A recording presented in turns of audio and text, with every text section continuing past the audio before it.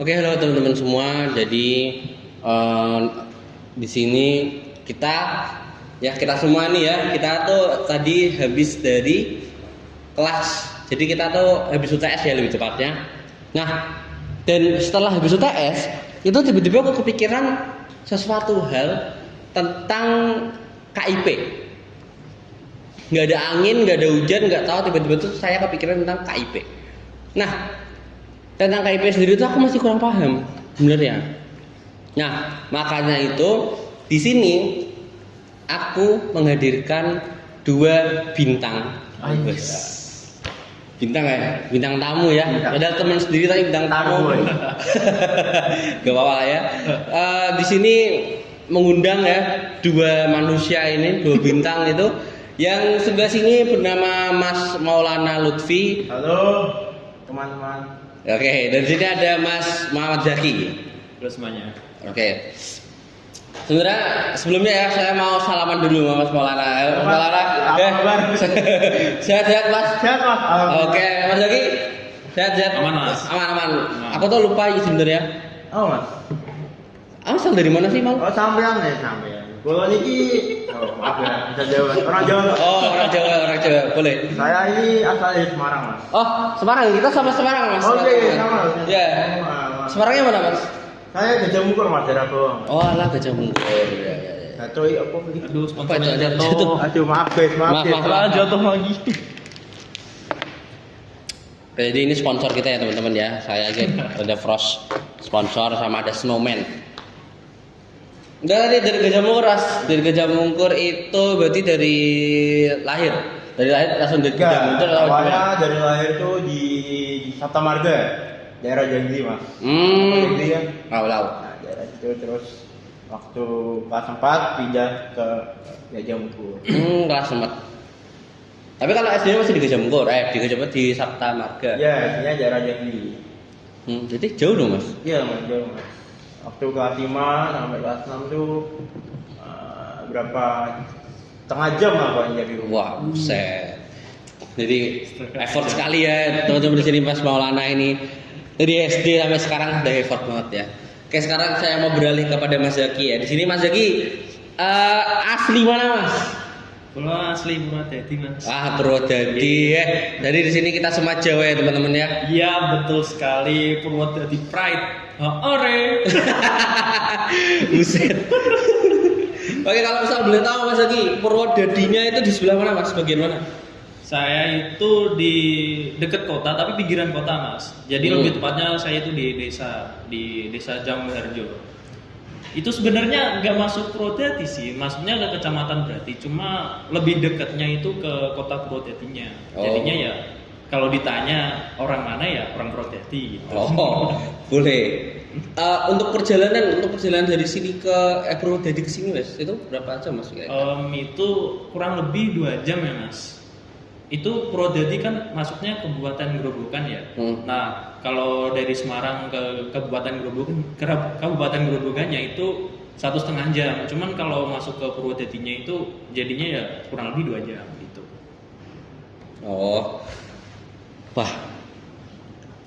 Berarti ngekos ya di sini ya Mas ya. Tadi Mas Maulana nggak ngekos ya? Berarti ngekos laju ya? Beda sama berarti. Dari Mas Zaki berarti itu kos di mana Mas? Kosnya kalau boleh tahu? Kosnya di Gang Pete Mas, di Gang Pete Utara nomor 3. Oh, Gang Pete Utara. Berarti harusnya kalau misal kelas itu berangkatnya nggak telat ya Mas ya? Kan ngekos ya Mas ya? Itu situasional ya Mas. Oh, situasional ternyata ya. Mas Maulana ini ya teman-teman. Jadi kalau di sini kalau teman-teman mau tahu fun fact ya, orang yang ngekos itu malah berangkatnya telat. Dan ini Mas Maulana ini kan dia laju ya teman-teman ya. Aduh. Nah, teman-teman di sini kalau misal mau tahu, dia itu selalu datang 30 menit sebelum kelas dimulai. Jadi di kelas itu gak ada orang, misal kita udah ngira kayak, oh kita ini berangkat paling gak sih nih. Kamu buka pintu udah ada Maulana di situ. Kan shock gitu loh. Coba lihat muka rajinnya. Oke, mungkin kita langsung saja Mas ke bahan diskusi kita pada pagi hari ini. Ini pukul jam berapa ya Mas? Ini pukul berapa ya? Setengah 10 ya? Mm-mm. Kita ini sekarang pukul jam setengah 10, lebih tepatnya jam 09.34 atau 35 lah, sesuai dengan jam yang masing-masing ada di HP teman-teman semua. Nah, Mas Maulana dan Mas Zaki di sini tuh saya tuh tiba-tiba kepikiran tentang KIP. Ya, KIP itu menurut saya sendiri tuh kayak apa ya, itu sebuah kayak program yang diadakan oleh pemerintah untuk membantu para kalangan yang tidak mampu. Ya mohon maaf ya teman-teman ya, tapi kalangan yang tidak mampu itu ingin menunjang ke apa ya? Namanya apa ya, Mas? Menunjang ke pendidikan. Nah, betul, pendidikan yang lebih lanjut. Untuk menunjang ke pendidikan lebih lanjut yaitu perkuliahan. Nah, adanya KIP itu di tujuannya untuk itu. Nah, tapi sebenarnya di sini kayak masih awam ya tentang masalah KIP ini. Nah, di sini aku mau tanya sama Mas Maulana dan Mas Zaki, itu apa sih perspektif kalian tentang KIP? Nah, mungkin pertama saya mau bertanya kepada Mas Maulana dulu tentang bagaimana perspektif KIP di matanya Mas Maulana. Oke. Jadi awalnya KIP ini kan Kartu Indonesia Pintar ya. Ya. Jadi program awalnya itu pada tahun 2014 di mana Pak Jokowi menjanjikan sebuah pendidikan yang sangat merata dari semua masyarakat, dari kalangan bawah yang sekiranya kurang mampu dalam ekonomi. Beliau memberikan satu program, yakni program Indonesia Pintar. Di dalamnya ada salah satu dari 3 program tersebut, salah satunya adalah Kartu Indonesia Pintar, Kartu Indonesia Sehat, dan Kartu Keluarga Sejahtera. Untuk KIP sendiri digunakan dalam pemerataan pendidikan untuk seluruh masyarakat di Indonesia yang sekiranya masih kurang mampu dalam memenuhi kebutuhan pendidikan maupun ekonominya keluarganya sendiri. Program ini juga dibantu oleh kelola dari Menteri Pendidikan, Kebudayaan, Agama maupun riset-riset yang tergabung pada keluarga masyarakat. Menurut saya ya program ini tuh bagus, cuman kadang ya dari perspektif beberapa orang tuh masih ada yang negatif tentang apa sih gunanya KIP kalau beberapa orang harusnya dapat malah gak dapat, kayak gitu sih. Oke, terima kasih penjelasannya. Ya bisa dibilang bisa dipahami lah ya buat teman-teman semua di sini. Enteng biasanya. Nah, di sini aku juga mau menanyakan sesuatu ke Mas Zaki. Nah, sesuatu itu adalah yang tadi ya teman-teman ya, KIP. Nah, monggo dari Mas Zaki bisa menjelaskan apa itu menurut Mas Zaki KIP itu. Oke, jadi KIP menurut saya itu sebuah program unggulan dari pemerintah dalam sektor, tujuannya itu untuk pemerataan pendidikan yang mana itu menyasar ke masyarakat kalangan menengah ke bawah itu. Jadi ya tujuan itu ya baik, cuman ada beberapa masalah yang dihadapi mulai dari pemerataan sosial atau gimana? Kurang meratanya. Ya, penyebarannya tuh kurang merata. Terus ada lagi penyalahgunaan ketika udah mahasiswa itu orang yang dapat KIP itu udah dapat malah disalahgunain gitu. Ya Pak. Kurang lebihnya itu. Oke. Sebenarnya di sini adalah penjelasan yang menarik ya dari dua belah pihak, dari Mas Maulana dan juga dari Mas Zaki.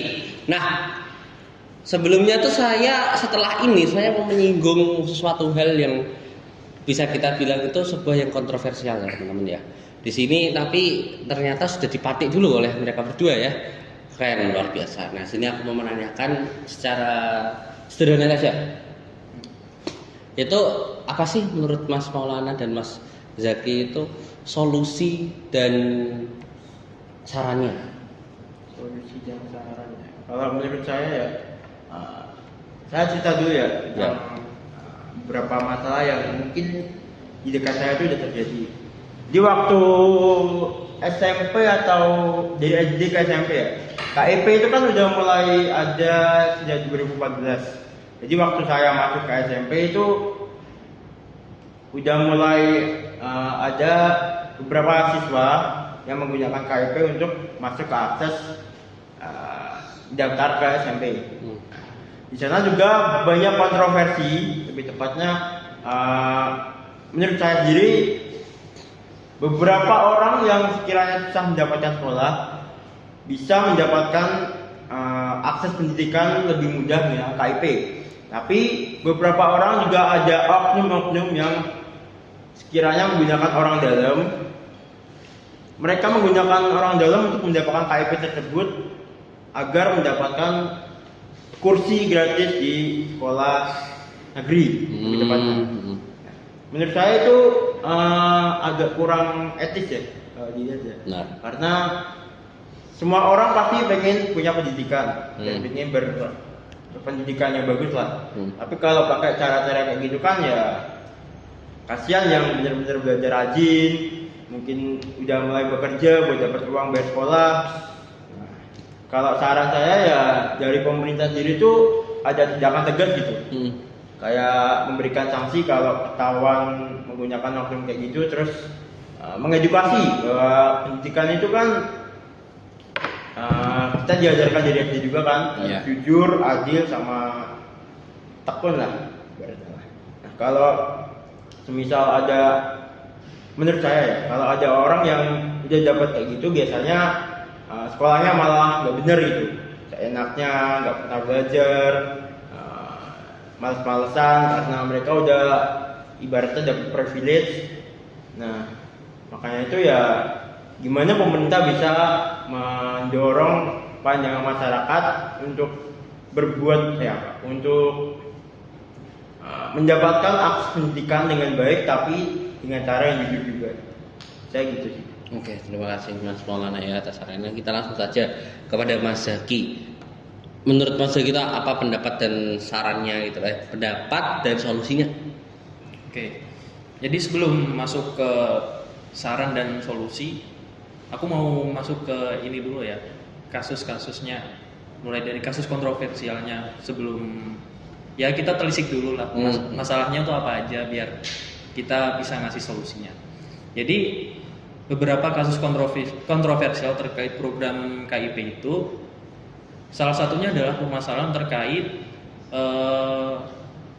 kendala akibat peretasan data pangkalan data nasional. Peretasan ini menyebabkan informasi penting milik calon penerima mahasiswa menjadi kacau. Bahkan beberapa mahasiswa beresiko kehilangan kesempatan untuk mendapat beasiswa KIP.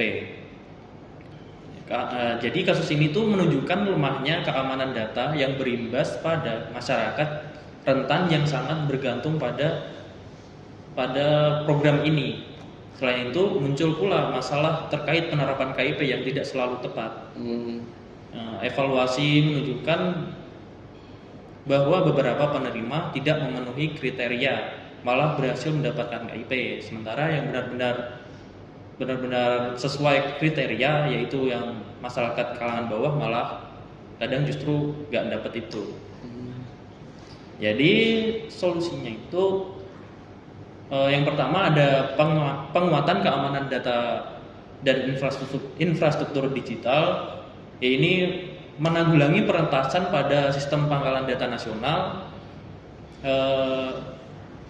Yang kedua itu ada perbaikan validasi dan akurasi data penerima, yaitu nanti lebih ketat lagi dalam memvalidasi dan menyeleksi penerima. Kemudian ada peningkatan sosialisasi dan transparansi. Kemudian yang keempat ada pembenahan pengelolaan program secara holistik.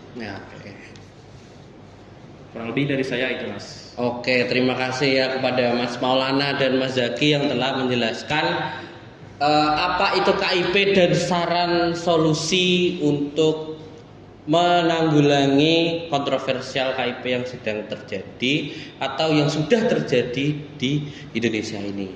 Nah, mungkin cukup sekian saja ya teman-teman. Saya bisa bantu tidak untuk yang KIPK. Benar ya. Menurut saya itu kan KIPK kan untuk mahasiswa juga ya. Tadi kan saya menjelaskan untuk siswa kalangan SD sampai SMA. Kalau KIPK ini program yang dijalankan berdasarkan Undang-Undang Nomor 12 Tahun 2012 tentang Pendidikan Tinggi. Undang-Undang Pendidikan Tinggi yang menjelaskan bahwa pemerintah wajib memastikan kesempatan yang sama dalam pendidikan bagi seluruh warga negaranya. Tujuan dari KIPK ini juga memberikan bantuan biaya perkuliahan terhadap anak-anak yang berkompetensi akademik dari keluarga yang memiliki kendala ekonomi.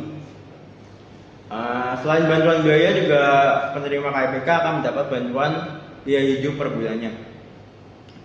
Lalu saya ingin membahas tentang kontroversi yang terjadi di beberapa universitas, mungkin ada ya, dimana tingkat kesulitan untuk masuk KIPK ini kan memang ketat karena permasalahan ini salah satunya adalah salah sasaran.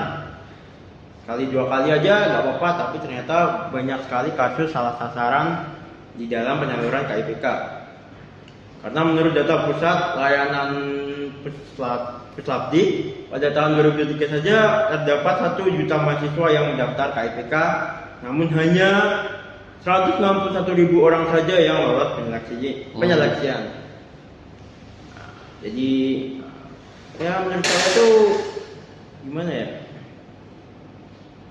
Dari kampusnya sendiri itu kayak tertutup dari masyarakat, gimana mereka menyeleksinya, siapa yang daftar, siapa yang dapat, itu kan kayak kurang transparansi. Jadi ya gimana cara rektor atau universitas memberitahu bagi semua pendaftar di seluruh Indonesia lebih tepatnya bahwa mereka benar-benar menyeleksi sesuai dengan data dan aturan yang tertulis di undang-undang atau programming kebijakan pemerintah. Hal ini juga tidak membuat masyarakat beberapa yang marah karena